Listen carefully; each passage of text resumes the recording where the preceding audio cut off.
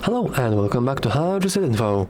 In this video, I will show you how to change auto power off on GoPro MAX 360. Let's begin!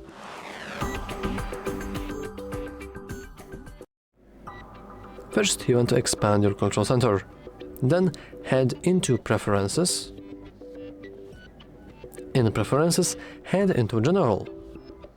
And here, you want to scroll down a little and you will see auto power off, by default being set to 15 minutes. You can click on that and you can change to, for example, 5 minutes, 50, 30 or never. Just note that having it set never will most likely kill your battery. Anyway, that's all for this video.